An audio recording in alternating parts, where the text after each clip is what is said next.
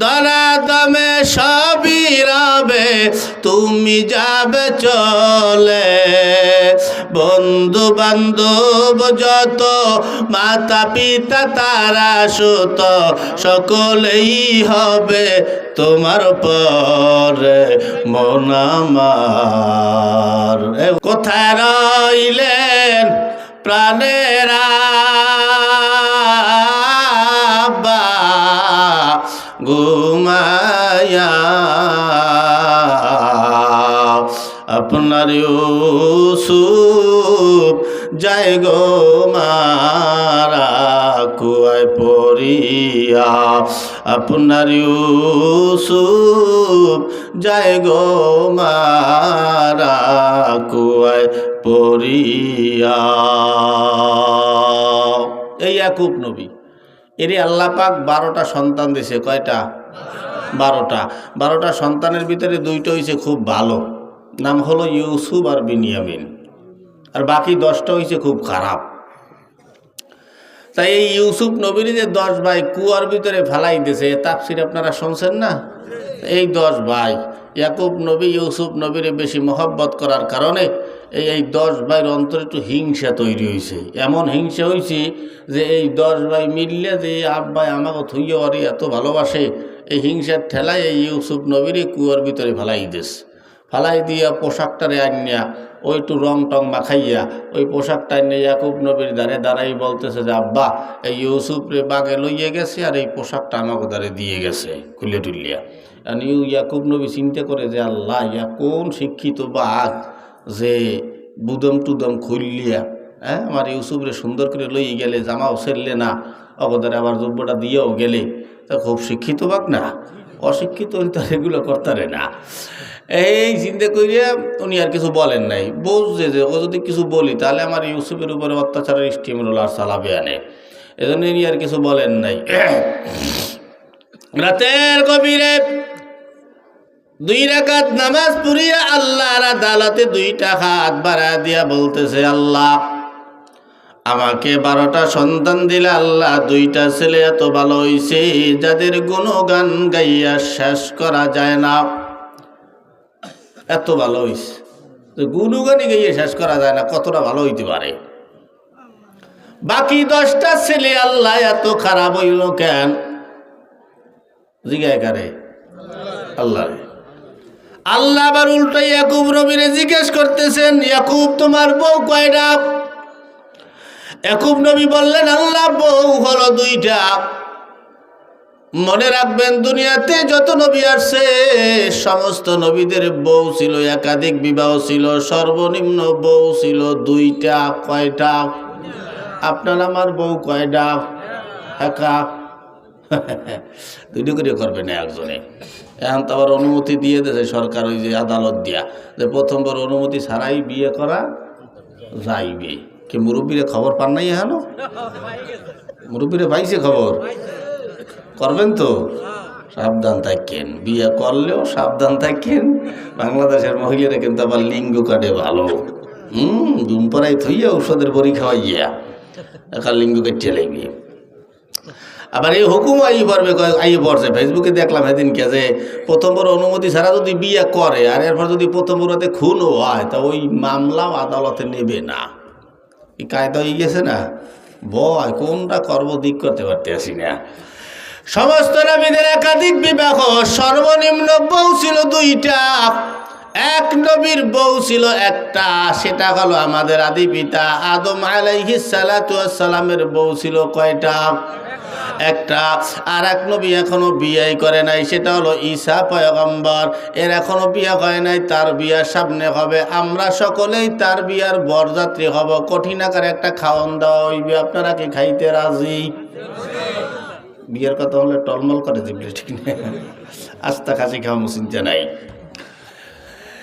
মুসলমান, আল্লাহ ইয়াকুবরে জিজ্ঞেস করলেন, ইয়াকুব তোমার বউ কয়টা? কয় আল্লাহ 2টা। আল্লাহ পাক বলে, ইয়াকুব 2টা বউয়ের ভিতরে একটা বউ ভালো আর একটা বউ খারাপ। যেই বউটা ভালো ওই বউয়ের গর্ভের থেকে 2টা সন্তান বের হইছে, দোনোটাই ভালো হইছে।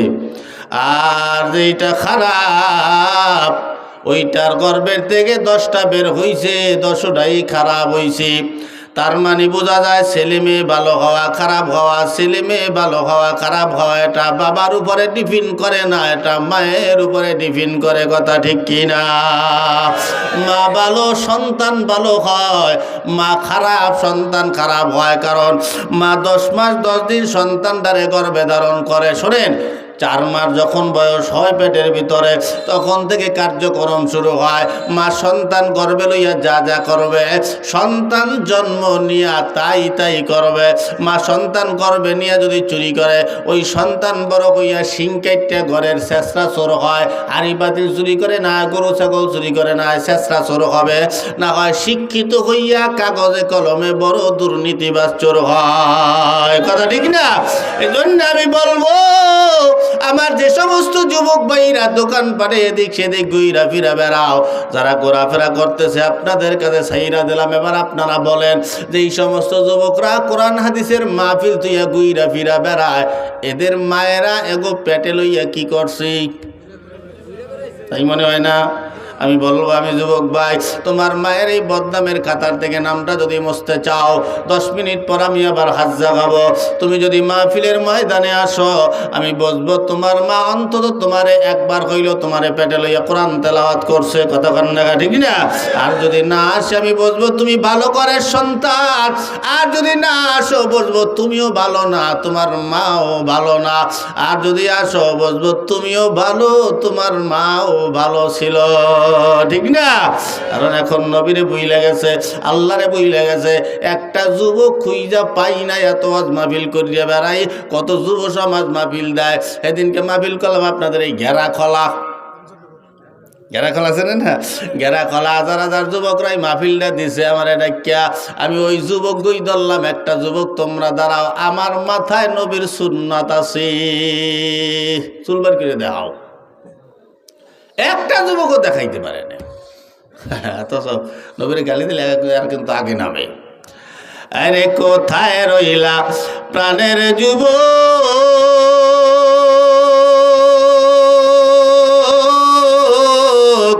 আল্লাহ রাসূল বইলা গেলা রে। একবার কি আল্লাহর কথা হয় না তোমার স্মরণে? একবার কি নবীর কথা হয় না তোমার স্মরণে? জুড়ে বলা যাবে কি মার খাবা? ওরে কি থেকে যে কি হইল,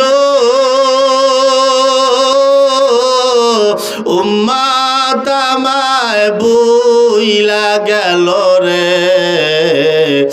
আগের মতো উম্মাত আমায় বাসে না আর ভালো রে। আগের মতো যুবক আমায় বাসে না আর ভালো রে। জোরে বলা যাবে কি মার খাবা? কেন বললাম শোনেন, আগের যুবকরা কেমনে নবীরে ভালোবাসতো, মহব্বত করত। পয়গম্বরের 4 জন খলিফা ছিল।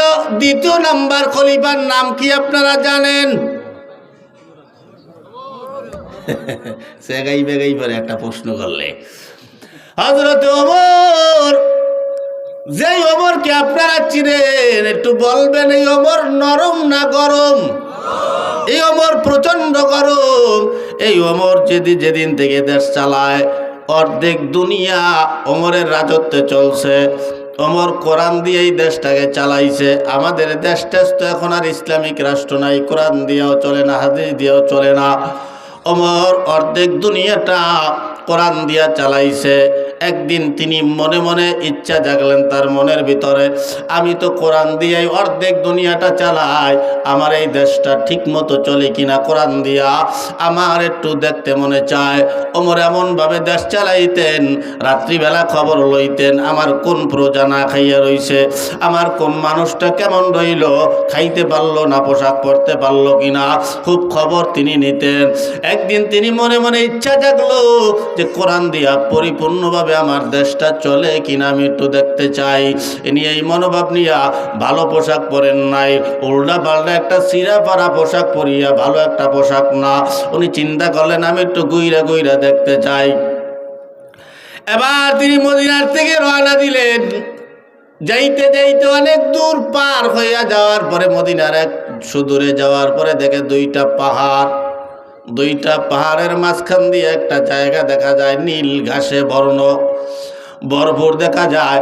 ওখানে দাঁড়ায় দাঁড়ায় বসে বসে এক রাখাল ছাগল দুম্বা ভেড়া এদেরকে ঘাস খাওয়ায়। উনি হাঁটতে হাঁটতে গেলেন ওই রাখালের কাছে, তাড়াতাড়ি গেলেন, গিয়া রাখালে সালাম দিলেন। রাখাল সালামের জবাব দিলেন। রাখালে বললেন, রাখাল ভাই, আমার পেটে প্রচণ্ড ক্ষুধা, তুমি যদি আমার একটু ছাগলের দুধ দোয়া দিতা তাহলে আমি একটু খাইয়া পেটটা নিবারণ করতাম। এবার ওমরকে ওই রাখাল জিজ্ঞেস করতেছে, ভাই তোমার যে আমি দুধ দেব তুমি কেডা? কে তুমি? তোমার যে আমি দুধ দেব কেডা তুমি কও? ওমর কেডা? ওমর যদি কয় যে আমি ওমর, তো রাখালের পাশা ঠিক থাকবে? কথা হয় না।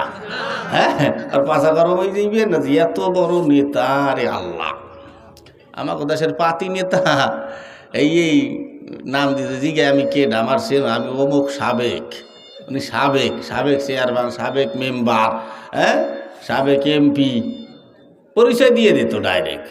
আমরা কত বক্তারা আডি, আমি অমুক বক্তা, অমুক তক্তা, আমি নাম কি তার? তোমার জিগে কি আছে যে তোমার যে দুধ দেবো তুমি কেডা?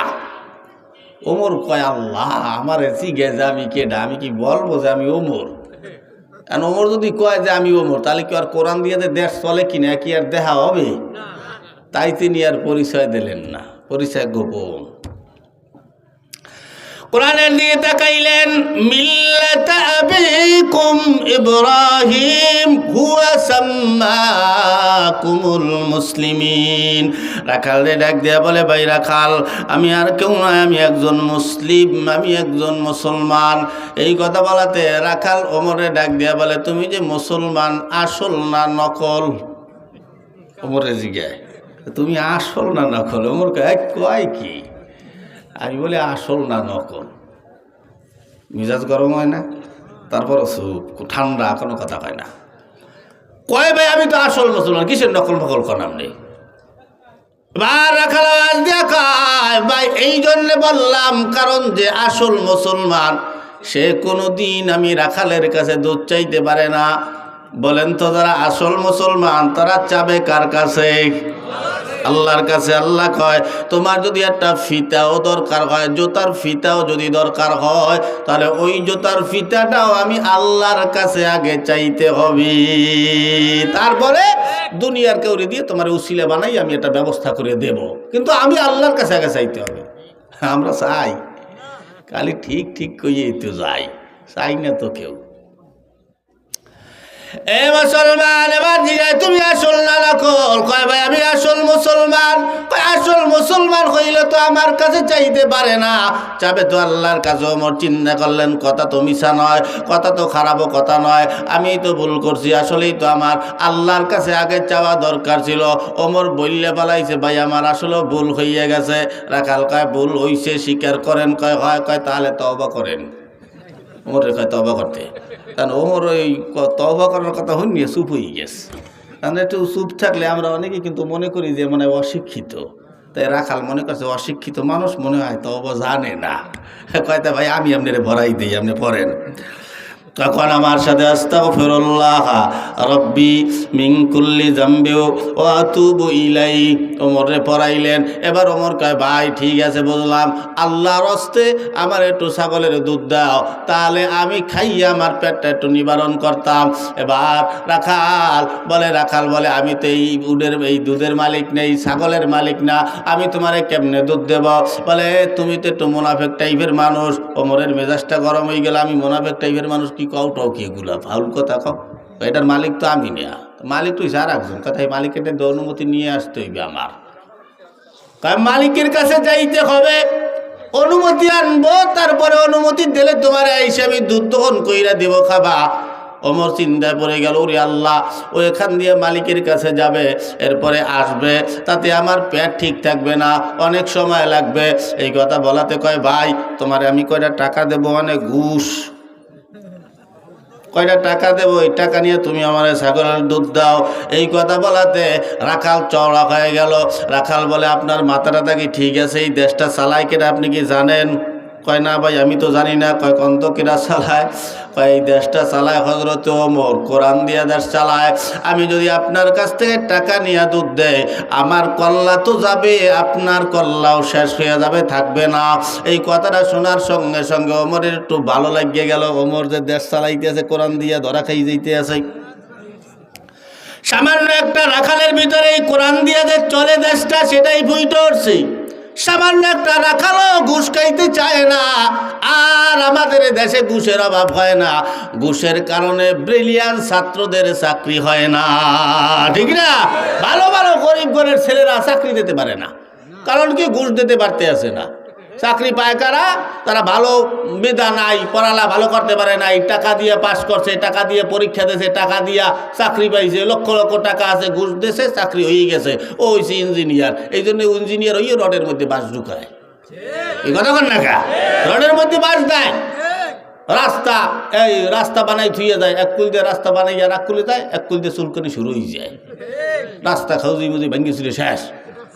ইঞ্জিনিয়ার ওই যে অটো পাস, অটো পাস করে হয়েছে, অটো পাস হয়েছে ডাক্তার, ডাক্তার হয়েছে বউরে লই গিয়ে সিজার করতে, ওই বউ সিজার করিয়া ডাক্তাররা ওই বাচ্চা গোবার করিয়া আবার পেটের মধ্যে কোন কারণে জানে ছুরি হান্দাই দিয়ে কিন্তু সেলাই করিয়ে দিচ্ছে, পেটের মধ্যে ছুরি হান্দাইয়ে এলো অটো ডাক্তার।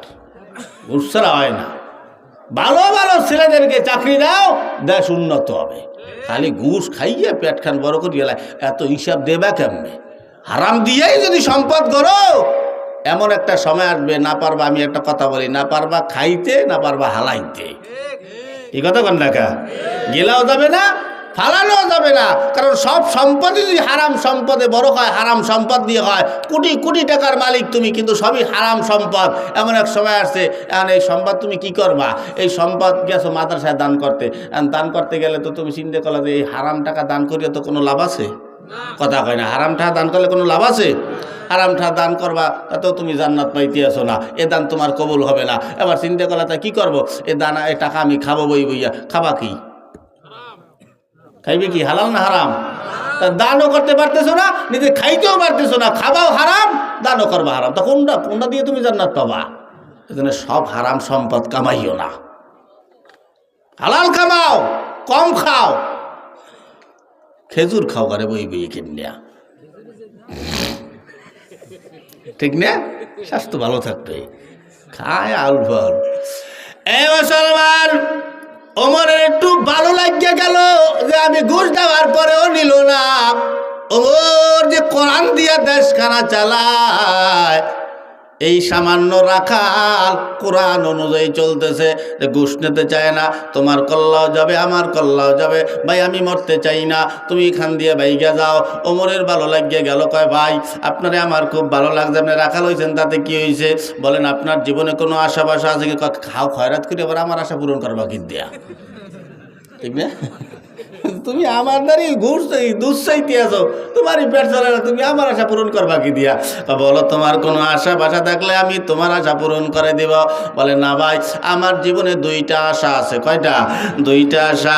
এই দুইটা আশা আমার পূরণ হইলেই চলবে। বলে বলো তো? বলে আমার এক নম্বর আশা, আল্লাহ রব্বানা আতিনা ফিদ দুনিয়া হাসানা ওয়া ফিল আখিরাতি হাসানা।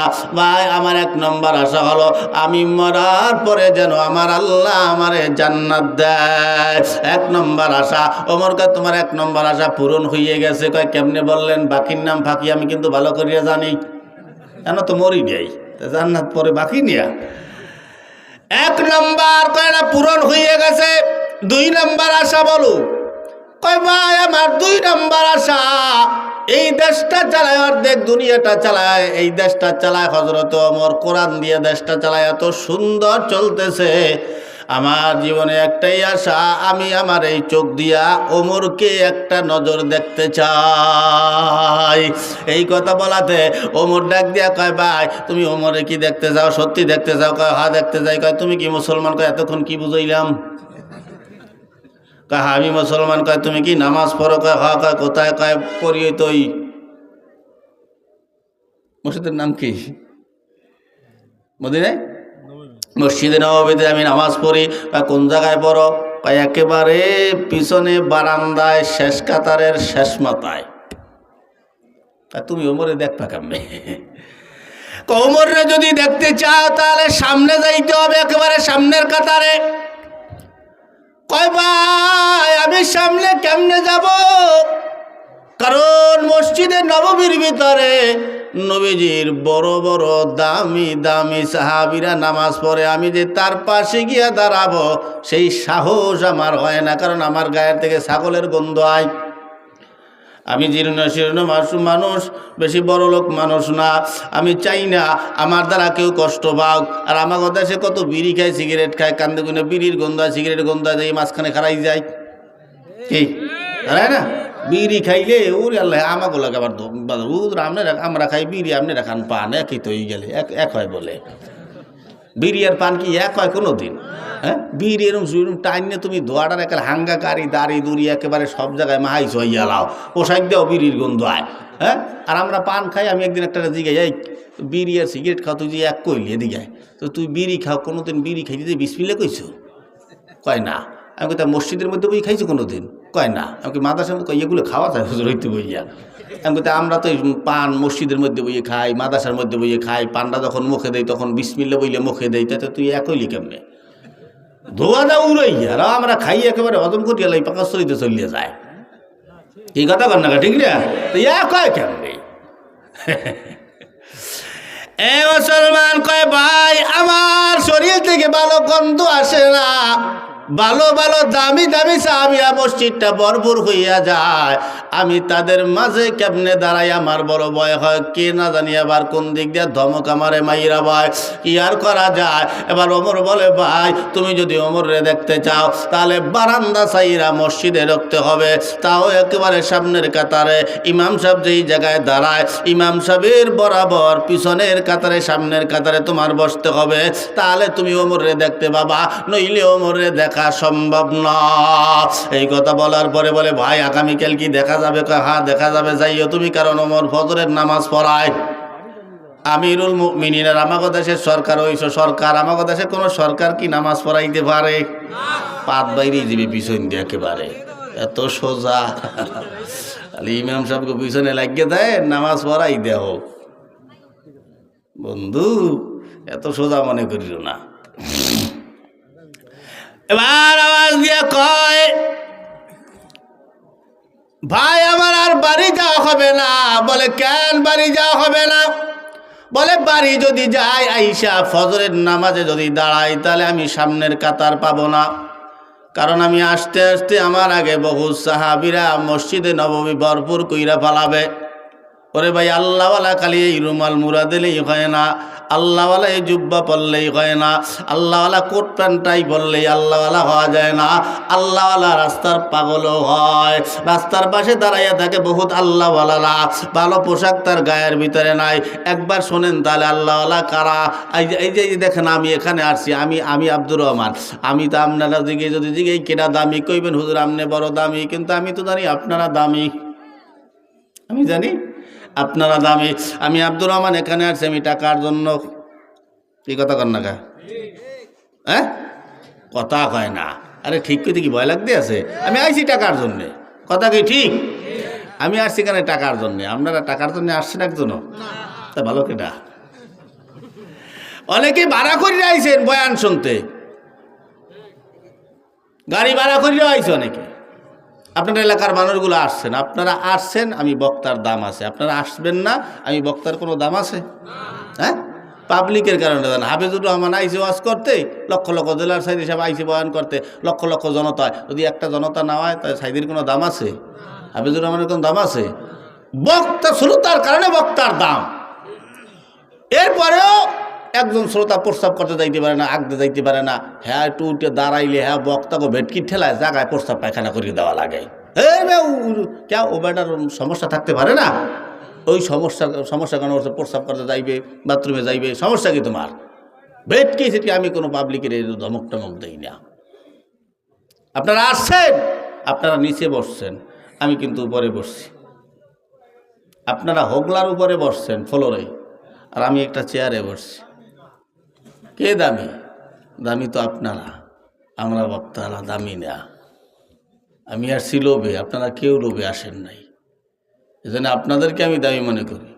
আমরা তো এখন কত কিছু বার করি, যে বক্তারা মাহফিলে যায়, পোস্টার ছাড়ে ফেসবুকে, পায়খানা যায় ফেসবুকে ছাড়ে, পায়খানা দিয়ে বাইরেছি ফেসবুকে ছাড়ে, গাড়িতে উঠতে আসি অমুকখানে মাহফিলে যাইতে আসি ফেসবুকে ছাড়ে, গাড়ির থেকে নামছে মাহফিলে পৌঁছেছি তাও একটা সেলফি তুললে ফেসবুকে ছাড়ে, এই বিমানে উঠছি আমি যাইতেছি অমুকখানে সেলফি তুললে, এরপরে বিমান থেকে নামছে এই যুবকরা আমারে গাড়ি নিয়ে আইছে, আমারে বহর করে লইয়ে যাইতে আছে। দেখ উনি বক্তা হইছে, উনি বড় বক্তা, উনি হোটেলে ঢুকছে, উনি মুরগির মাথায় দিয়ে ভাত খাইতে আছে না বড় বড় মাছের মাথা লইতে আছে, আস্তা ছাগল লইতে আছে, তা ভিডিও করিয়ে করিয়ে উনি ছাড়তে আছে। এগুলো কি নবীর সুন্নাত? হ্যাঁ, বাংলাদেশের এমন কোনো পীর নেই আমার সাথে সাক্ষাৎ হয় নাই আজও পর্যন্ত একটা সেলফি তুলি নেই। সেলফি কে সেলফি তুললে বিশ্বে লাগে আমি কি জান্নাতে টিকিট পেয়ে যাবো? সত্য কথা না কইও পারি না যে হাফিজুর রহমান 3 ভাইয়া করে দেখার লোকে সারা বাংলাদেশ পাগল, আমি আজ পর্যন্ত চোখ দিয়ে দেখিনি। এজনকি এক লোকে হইনি আশ্চর্য হয়ে গেছে, কয় কি যে দেখার লোকে বাংলাদেশ পাগল, আপনি আজ পর্যন্ত দেখলেন না? কি এই ভ্যাগো দেখলে সেলফি তুললে আমি সেলফি কি জান্নাতের টিকিট? ওই সেলফি জাহান্নামের টিকিট হয়ে যাইতে পারে, কথা বল না, ঠিক না? জাহান্নামে যাইতে পারে, কারণ হারাম জিনিস তুমি করতেছো, কি লাভতে? এগুলো করো কা তোমরা বক্তা সাহেবেরা? কয়জন লোক ভালো হইছে বাংলাদেশে? কোটি কোটি মানুষ, কয়টা যুবক ভালো হয়েছে? আমি তো দেখি না, আমার নজরে পড়ে না। কষ্ট করি প্রতিদিন আমরা, কয়জন নবীর সুন্নাত মানছে? হয় না, এগুলা কইয়ে লাভ নাই। দোয়া করি সবাই ভালোই যান, যার যার কবরে শেষে যাব। আল্লাহরে মানেন, নবীরে মানেন। এগুলো দুনিয়াটা হলো ক্ষণস্থায়ী, চিরস্থায়ী কিছুই না। আমরাও ক্ষণস্থায়ী, এই জন্য আমাকে বডিতে আল্লাহবাক যা দিয়েছে সব ক্ষণস্থায়ী, কোনোটা চিরস্থায়ী না। কি কথা কর না, ঠিক না? 2 দিন পর আমার এই চার চামড়াটা দোতরা দিয়ে যায়, কেন বলে এটা ক্ষণস্থায়ী। আমার নখ পড়িয়ে যায়, কেন বলে ক্ষণস্থায়ী। আমার চোখের পাওয়ার কমে যায়, কেন? ক্ষণস্থায়ী। আমার দাঁত পইরা যায়, এখন আড্ডি চাবাই খাই, কয়েকদিন পর কলাও খাইতে পারবো না। কি কথা কর না গা? হ্যাঁ, জৈবন এখন আছে, 2 বছর পরে আবার ডাউন, শেষ, নাই জৈবন। কেন? এগুলো ক্ষণস্থায়ী, থাকতে পারবো না। তাই ওই আল্লাহরে মান্য, নবীর সুন্নাতটা মান্য, কবরে যাই, দিনই কাজ কইরা তারপরে কবরে যাও। এই টাকা পয়সা সম্পদ এগুলো কোনোটাই কাজে আসবে না। আপনি বড় লোক, আপনার 3 খান কাপড়ের কাপড়, ওটার দাম একটু বেশি, আর আমি গরিব, আমার কাপড়ের কাপড়টার একটু দাম কম। এই আল্লাহওয়ালা খালি পোশাক হয় না। শোনেন, একবার মদিনায় দুর্ভিক্ষ দেখা দিয়েছে, সাহাবীরা অনেকে বাচ্চা রয়েছে, অনেক সাহাবীরা বাঁচা, অনেক সাহাবীরা দুর্ভিক্ষ হওয়াতে সাহাবীরাও নামাজ কালাম পরে আল্লাহর দরবারে দোয়া করে, কিন্তু কোনো কাম হয় না। দুর্ভিক্ষ হয় কিন্তু বৃষ্টি হয় না, বৃষ্টির খুব প্রয়োজন। একদিন রাত্রিবেলা সাহাবীরা, আমার নাম মনে নাই, এক সাহাবী মসজিদের ভিতরে ঢুকছেন রাত 3টার দিকে। 3টার দিকে ঢুইকা ওই জায়গায় বৈশা বৈশা আল্লাহর দরবারে দোয়া করতেছে। রাত 3টার পরে উনি হঠাৎ করিয়া দেখে মসজিদে নববীর ভিতরে একজন লোক ঢুকছে, শরীরের ভিতরে ভালো পোশাক নাই। ওই লোকটা টপ টপ করিয়া হাইটা এসে একটা খুঁটির গোড়ায়, একটা খাম্বার গোড়ায়, ওখানে উনি বৈশা বললেন নামাজের হালতে, নামাজও পড়ে নাই, নামাজের হালতে ওই জায়গায় বৈশা গেলেন। নামাজের হালতে বৈশায় 2টা হাত আল্লাহর দরবারে এইভাবে বাড়াইয়া দিয়েছে। আমাদের নবী যখন দোয়া করতেন এইভাবে হাত উপরের দিকে উঠাইয়া দিতেন, আর আমরা মোনাজাত করি এইখানে, ঠিক না? এই জায়গায় মোনাজাত ধরে রয়েছে, এরকম করে ধরে বই রয়েছে মোনাজাত। কত রকম মোনাজাত, এগুলো মোনাজাত ধরছে, এগুলো কোমর খাউ জইতে আছে, পাছা খাউ জইতে আছে, ঠ্যাং খাউ জইতে আছে, মোনাজাত করে আল্লাহর দরবারে 2টা হাত এইভাবে উঠাইয়া দিয়ে আল্লাহরে ডাক দিয়া বললেন, আল্লাহ মদিনাবাসীর কষ্ট হয়, আল্লাহ বৃষ্টি দিয়া দাও। এই কথা যখন বললেন, এই কথা বইলেই লোকটা চলে গেল।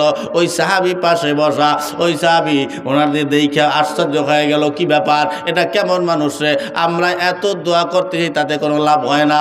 এই লোকটা মসজিদে ঢুকলো, ঢুকেই বলল, আল্লাহ মদিনাবাসীর কষ্ট হয়, আল্লাহ বৃষ্টি দিয়া দাও। এই কথা বইলে আবার বের হয়ে গেল। এই সাহাবীরা পিছনে পিছনে যাইয়া এই সাহাবীরা খবর দেখলো যে কোন বাড়িতে ঢোকে, বাসাটা চিন্না আসলেন। পরদিন সকালবেলা যাইয়া দেখে ওই বাড়িতে একজন কাঠুরিয়া থাকে। কাঠুরিয়ারে দেখে জীর্ণ শীর্ণ, ঘরের ভিতরে কোনো ভালো আসবাবপত্র নাই। ডাক দিয়া কাউনি বুঝে ফেলাইছে, ভাই আপনি এই জায়গায় কি করেন? গতকাল আপনি কিন্তু মসজিদে নববীতে ঢুকছেন, আমি দেখছি। এই কথা বলাতে কয়, ভাই আপনি দেখতে ফেলাইছেন, বুঝতে ফেলাইছেন। বলে, ভাই তোমার আর এখানে থাকা লাগবে না, তুমি চলো, তোমার যত খাবারের দরকার হয় আমি একলা তোমারে খাওয়াবো, খালি আল্লাহরে ডাকবা আর ঘুমাবা, আর কোনো কাম তোমার নাই। কয়, ভাই আপনি জানছেন এতটুকুনি ভালো কথা, আপনার কাছে একটা আবদার, আমি যতদিন বাইচা আছি ততদিনের ভিতরে এই কথা দুনিয়ার কারো কাছে আপনি বলবেন না। কয়, ভাই আপনি রাত্রে খালি আল্লাহরে বইলা আসছেন, আল্লাহ মদিনাবাসীর বড় কষ্ট, কয় আল্লাহ বৃষ্টি দিয়া দাও। সকালবেলা এত সুন্দর বৃষ্টি হয়েছে, আপনি তাকায় দেখেন পুরা মদিনাবাসীরা মনোরম একটা পরিবেশ হইয়া গেছে।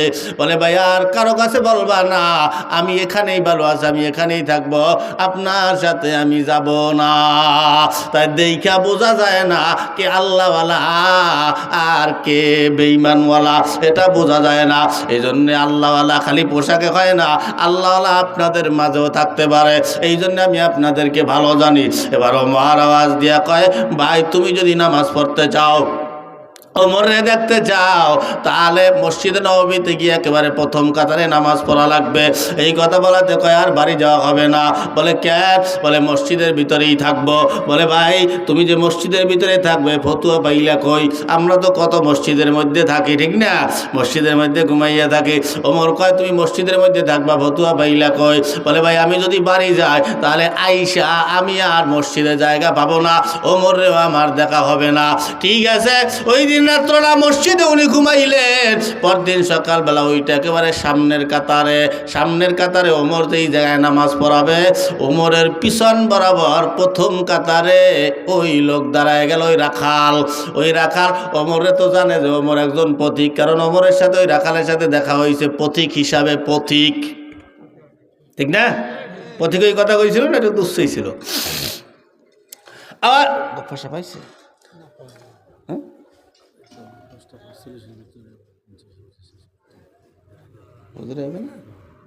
কটার ভিতরে আসবে? কত বাজে? আসেন মুসলমান নবীর কষ্ট হইতে আছে, হ্যাঁ খারাপ লাগে? চলবে ইনশাল্লাহ। চলার পক্ষে কারা কারা? আল্লাহ আমায় কাবা দেখাও না, দেখাও সোনারি মদিনা। আল্লাহ আমায় মক্কা দেখাও না, দেখাও সোনারি মদিনা। জোরে বলা যাবে কি মারহাবা? যার কারণে গুম্মর আসে না, দেখাও সোনারি মদিনা। আল্লাহ আমায় কাবা দেখাও না, দেখাও সোনারি মদিনা। কাবা তফ করিব, সাফা মারওয়া দৌড়িব, তারপরে আমি জমজম পানি খাব। তারপর পড়ব নামাজ দেখো না, তারপর পড়ব নামাজ দেখো না, দেখাও সোনারি মদিনা। আল্লাহ আমায় মক্কা দেখাও না, দেখাও সোনারি মদিনা। মদিনা মুনাওয়ারা যাহা বিশ্বেরই সেরা, যেথায় শুয়ে আছে মোর নবীজি পিয়ারা। এ পরে আছি দিন যে কাটে না, এ পরে আছি দিন যে কাটে না, দেখাও সোনারি মদিনা, দেখাও সোনারি মদিনা। আল্লাহ আমায় কাবা দেখাও না, দেখাও সোনারি মদিনা। আরাফাতে যাইব আমি হাজি হইব, দিব, মুজদালিফাতে গিয়ে আমি পাথর কুড়াব। এ শয়তান মারবো গিয়ে মিনায় বলো না, এ শয়তান মারবো গিয়ে মিনায় বলো না, দেখাও সোনারি মদিনা।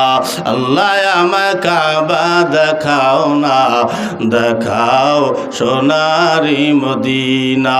যার কারণে ঘুমর আসে না, দেখাও সোনারি মদিনা। জোরে চিল্লা বলেন মারহাবা। এবার আমার ওই রাখাল পরদিন সকালবেলা সবার আগে উঠা উনি গেলেন মসজিদে নববীর ভিতরে। একেবারে ওমর যেই জায়গায় নামাজ পড়া ইমাম, একেবারে তার বরাবর পিছনে নামাজে দাঁড়ায় যায়।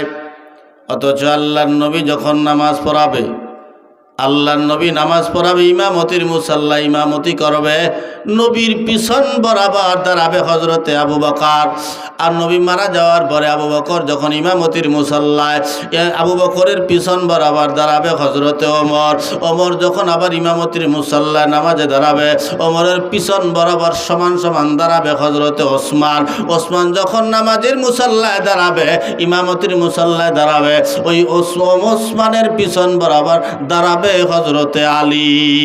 এই পর্যন্তই নবী বলছেন যে আমি নামাজ পড়ালে আমার পিছনে দাঁড়াবে আবু বকর, আবু বকর নামাজ পড়ালে তার পিছনে দাঁড়াবে হজরতে ওমর, ওমর নামাজ পড়ালে তার পিছনে দাঁড়াবে হজরতে ওসমান, ওসমান নামাজ পড়ালে তার পিছন বরাবর দাঁড়াবে হজরতে আলী। এই চারটার কথা বইলেই আল্লাহ নবী শেষ করে দিয়েছে, আর বলেন নাই। তার মানে বোঝা যায় খোলাফায়ে রাশেদার যুগ এই পর্যন্তই ছিল। এ মুসলমান, এবার ওসমান হজরত ওমরের পিছন বরাবর দাঁড়াবে। কিন্তু ওসমান পরদিন সকালবেলা ফজরের নামাজ পড়তে যাইয়া ভিতরে ঢোকার সঙ্গে সঙ্গেই তাকাইয়া দেখে ওমরের জায়গায় কে যেন বইসা রইছে। ওমর আর কোনো কথা কয় না, দূরের থেকে দেখি জানি কেমন কেমন লাগ দিয়া যায়, কি ব্যাপার। এরকম আমার দেশে যদি হইতো, ঠিক না,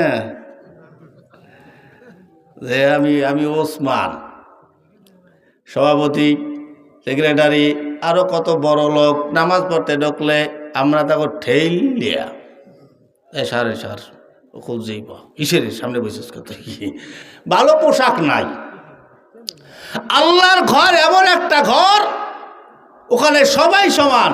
কিসের ভিখারি আর ভিখারি, কোটি সম্পদ তামাম দুনিয়ার মালিকও যদি হয়, মসজিদের ভিতরে ঢুকে আল্লাহর ঘর, ওখানে কারো রাজত্ব চলবে না। ওখানে ঢুকে তুমি যেই জায়গায় জায়গা পাবো ওই জায়গায় বসবা।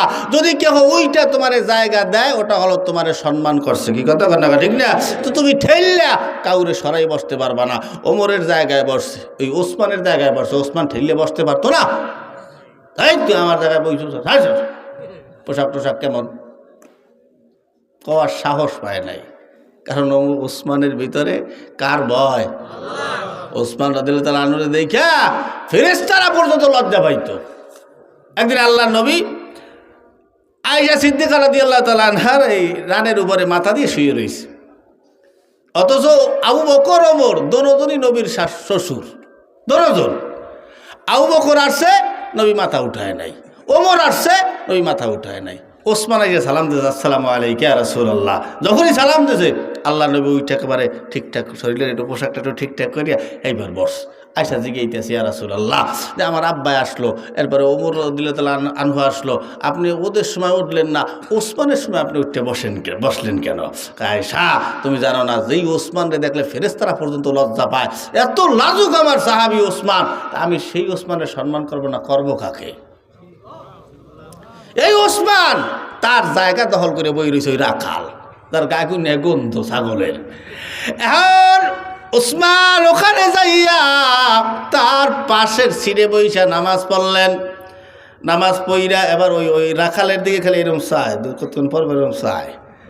আপনারা আমার হারাদিন দেখবেন, কোনো অসুবিধা নাই। দেখবেন একটা কালা লোক বা একটা ভ্যানওয়ালা পাশে বসে বসলে, একটু গরিব টেবিল একটু পাশে বসলে, এরকম কয়েকবার চাইলে ওর কিন্তু মেজাজ গরম হয়ে যায়। এবারে এরকম বারবার চাইগা, এই আপনি কি কোনোদিন লোক টোক দেয় সান খেলি কি বারবার কি দেখেন, কি কবে না? একটা কালা মানুষ যদি হয়, যদি এরকম কয়েকবার চায়, তাই মেজাজ গরম হয়ে যায়। তার ওসমান ও তো এমনি রাখাল, আর ওই ওসমান রাদিয়াল্লাহু তাআলা আনহু কতক্ষণ পর পর ওই লোকের দিকে চায়, জিগেই দিয়ে সাহস পায় না যে ভাই আপনি কি ডা, জিগি নিয়ে সাহস পায় না। তো এরকম কয়েকবার ওরকম চাইছি, ধমক দেয়, আপনি কী দেখেন ওরকম করে চাইছি বারবার আয় রাখাল বানু। এদিক দিয়ে পিছন দিয়ে অন্য সাহাবিরা চাইতে গেছে, বেড়া তুই সেরা কেডা, জিন্নুরাইন যাকে বলা হয় নবীর 2 ভাইয়ের জামাই, বেড়া তুই চাইতে ওরো ওসমান। রাখাল দেশে কান দিয়া, রাখাল ভয়ের ঠেলায় কান দিয়ে দেশ। রাখাল কয় ভাই এই জন্যেই আমি মসজিদে নববীর ভিতরে আসতে চাই না, তবে ভাই তোমরা টেনশন করিও না, আমি এই আজকে আসছি, এই একক্তই আসছি, এরপরে আর কোনো দিন আমি আসব না। সবাই আশ্চর্য হয়ে গেল, বলে কেন? বলে ভাই এইটাই আমি ভয় ভয় করছিলাম, কারণ আমি একজন রাখাল মানুষ, আমার গায়ের থেকে আসে দুর্গন্ধ, ছাগলের গন্ধ, বকরির গন্ধ আসে, এই জন্য আমি ভিতরে আসতে চাই না, কারণ ভিতরে তোমরা আমার নবীর বড় বড় দামি দামি সাহাবীরা আসো, তোমাদের অনেক দাম, আমি তোমাদের পাশে আমি দাঁড়াইতে চাই না, আমার গায়ের থেকে দুর্গন্ধ আসবে, সেই কারণে এই জন্যে ভাই আমি আজকে একবার আসছি, এই একক তো আসছি, এই একক তো পইরে আমি চইলে যাব, খালি একবার দেখব, একবার দেখা পাইলেই আমি চইলে যাব, আর কোনো দিন আমি ভিতরে আসব না। এই কথা বলার পরে ওসমান কয় ভাই তুমি এখানে আসছো একক তো নামাজ পড়বা, আবার এই একবার আসছো আইসা আবার দেখকে চলিয়ে যাবা, এটা কেমন কথা? মানে ওসমান কইতেছে যে আমি শুরু জীবন থেকে নবীর সাথে কত যুদ্ধ করছি, কত কিছু করছি, একক তো নামাজ আমি কাজা করি নাই, আমি আজ পর্যন্ত আল্লাহরে দেখতে পারলাম না, আর এই লোক আজকে আইসে একক তুই পড়বে, আবার আজকে দেখি উনি চলিয়ে যাইবে, আর আইবে না। এই ওসমান আটটা ধরে বলছে ভাই তুমি যেহেতু আল্লাহর দেখা, তুমি আমারও একটু একবার দেখাইয়ে আমারও দেখাই দিও। ওসমান চিন্তা, কারণ ওসমান তো ওই রাখাল কি আল্লাহরে দেখতে আইছে, কথা হয় না। কারে? ওসমান বলছে কারে? ওসমান তো বলে যে আল্লাহরে দেখ, কি ইউরি আল্লাহ, ই আল্লাহরে দেখ খেলাইবে একক তো নামাজ পড়িয়া। কয় ভাই আমারে দেখাইও, এই কথা বইলা বলে ঠিক আছে তাহলে তুমি এই জায়গায় বইসা নামাজ পড়ো। মসজিদে নববীর সামনে দিয়ে হযরত ওমর ঢুকলেন ইমামতির মুসাল্লায়।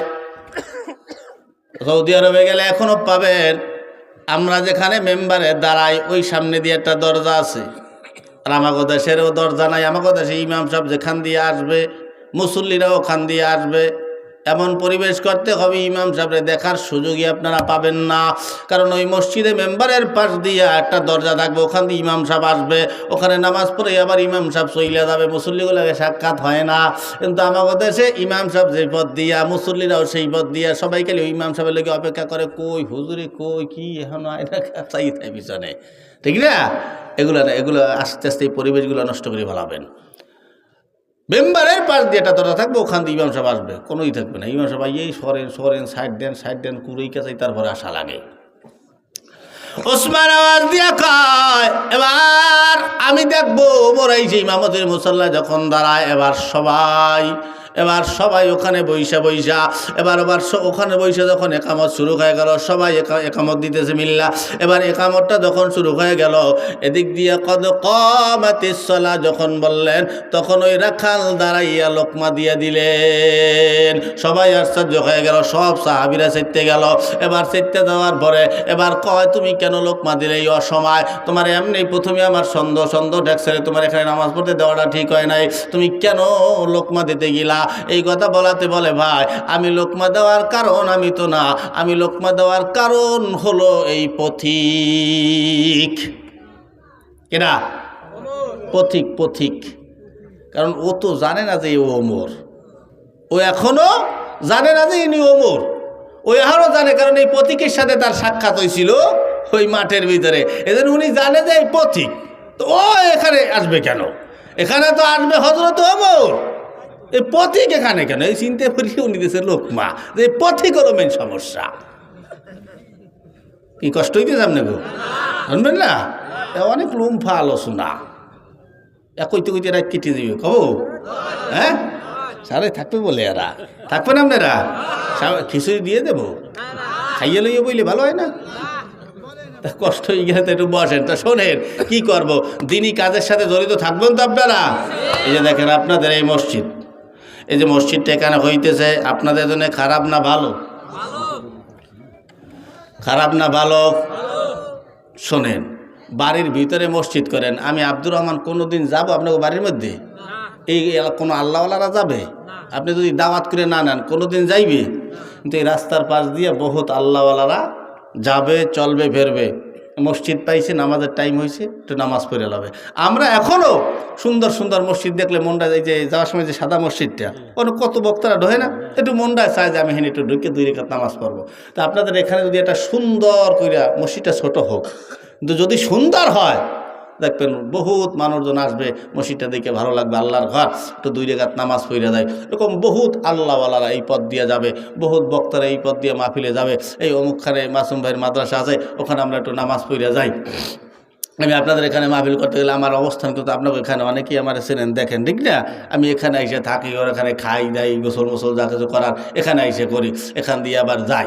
তাই এই মসজিদটা হবে এখানে আপনারা 2 টাকা, 10 টাকা, 20 টাকা, 5 টাকা, 50 টাকা, 100 টাকা, 10,000, 1,000, 20,000 ইট, বালু, সিমেন্ট, রড এগুলো দিয়ে মসজিদটা তৈরি করছেন সুন্দর করে, দর্শকের টাকা। অজান আপনারা না দিলে আল্লাহর মসজিদ চলবে। আপনারা না দিলেও শুরুর থেকে চইলা আসছে, কিয়ামত পর্যন্ত চলবে এই মাহফিল। আপনারা কেউ টাকা না দিলেও মসজিদ এখানে উঠবে। কি কথা কন না? উঠবে, হয়তো আপনার এই এলাকার টাকা দিয়ে উঠবে, আপনার কপাল পুড়িয়ে গেছে। এই জন্য কয় মক্কার মানুষ হজ পায় না। আপনার টাকা এখানে হবে না, কিন্তু দেখা যায় এই হুজুররা মিল্লা, মেরালি ভাইয়েরা বহু দূরের থেকে কালেকশন করে করে টাকা এনে এই মসজিদ উঠবে, আইজ উঠো কাইল উঠো করবে। এবং যে সভাপতি যা বই রয়েছে, ঢাকা সর্বহত বন্ধু বান্ধব এদের কাছ থেকেও আনবে, এক একভাবে এই মসজিদটা উঠবে। আমি ঢাকাতে যেখানে থাকতাম ওখানে আসিল সসীম, উনি বিভিন্ন বন্ধু বান্ধবদের ফোন দেয়, আমার মসজিদে টাকা লাগবে 50, 1 লাখ এরকম বাড়িয়ে দিত, বহুত বড় লোক। আমরা তো ছোট মানুষ, আমি কালেকশন করছি 10 লক্ষ টাকা, 10 লাখ, এক একজন 10 লাখ, 10 সেকেন্ডের ভিতরে 30 জন দাঁড়াইছে, 10 লক্ষ করে টাকা দেবে। কার্ডটা আগে লাগবো, কার্ডটা আগে লাগবো। তা আপনারা তো 10 লাখের মানুষ না, 20 লাখের মানুষ না, 10,000-এর মানুষ না, তার ভিতরে ওই টুয়াঠা 2-1 জন থাকিয়ে যায়, ভালো টাকা পয়সা ইনকাম করে। তা এই পথ দিয়ে যাবে।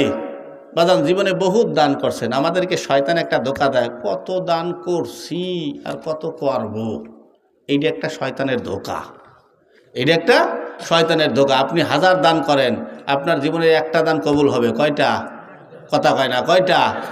একটা দান। আপনি 10 কোটি টাকাও কবুল হইতে পারে, 10 লক্ষ টাকাও কবুল হইতে পারে, আবার 10 টাকাও কবুল হইতে পারে। কথা কয় না, ঠিক না? না কইয়াও পারি না। এক লোক মরিয়ে গেছে, বুঝেছেন?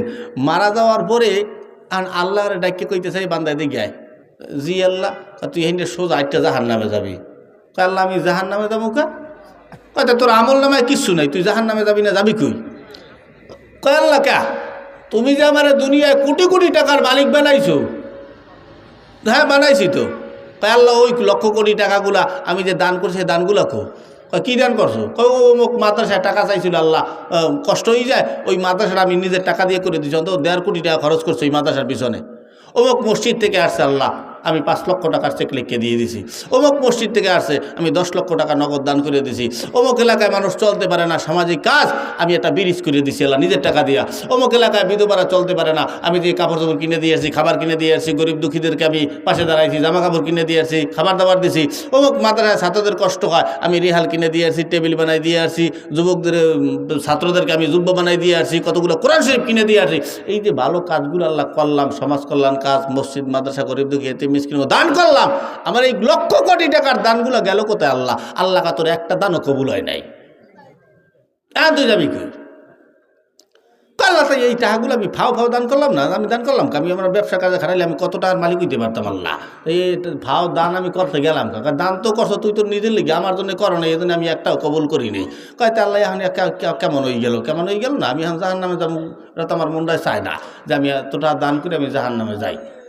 কারণ আমি কী করবো? আল্লাহ যাওয়া লাগবে জাহান নামে? হ্যাঁ যাওয়াই লাগবে। আর লোক কইতেছে আল্লাহ যেহেতু কষ্ট করি এতটা দান করিও, যেহেতু আমার শেষমেশ জাহান নামে যাওয়াই লাগবে, তাই টাকাগুলো করিয়ে থাকবে, আমার টাকাগুলো তুমি আমার দিয়ে দাও, আমি জাহান নামে চলে যাবো। আরে আল্লাহ কি দেবে?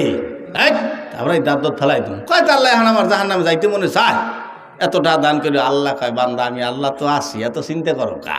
আল্লাহ জাহান বান্দা কয় কি আশাটা যে আসো এই জাহান নামে পাঠাই দিতে আসো? কয় না, তোর একটা দান আমি কবুল করছি। কয়টা?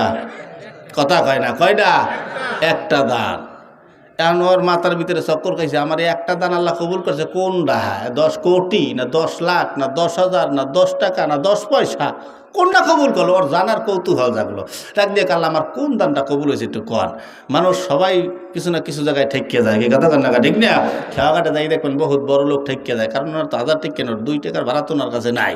তো ওই লোকও একদিন আল্লাহর কাছে ঠেকিয়ে পড়ছে, আল্লাহ কাছে তোর কোটি টাকার মালিক বানাইছে, কিন্তু একদিন ঠেকিয়ে গেছিলি। ওর পেটে প্রচণ্ড ক্ষুধা লাগছে। কিছু মানুষ আছে দেখবেন আমি 3 দিন না খাইলেও আমার মনে হইবে না যে আমি না খাই রয়েছি।